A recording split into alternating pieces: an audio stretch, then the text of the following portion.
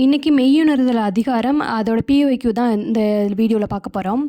First question என்னென்னா, கீழ்கண்டவற்றுள் எது மெய்யுணர்தலுக்கான செயல்பாடு இல்லை அப்படின்னு கேட்டிருக்காங்க. இதுக்கான ஆன்சர் பொருள் அல்லவற்றை பொருளென்று உணர்தல். இதுதான் ஆன்சர்.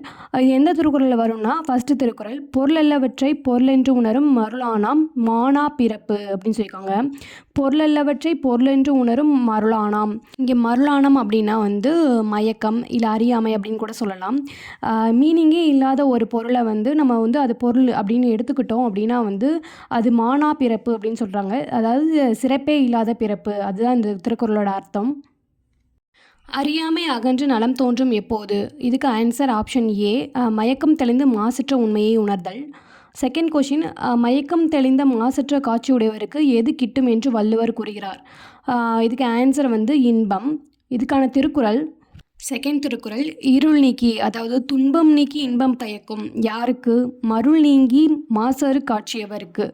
மருள் நீங்கி அப்படின்னா ஆல்ரெடி சொல்லியிருக்கேன், அறியாமை. அந்த அறியாமையை நீக்கி குற்றமே இல்லாமல் காட்சியவருக்கு இன்பம் பயக்கும் அப்படின்னு சொல்லியிருக்காங்க.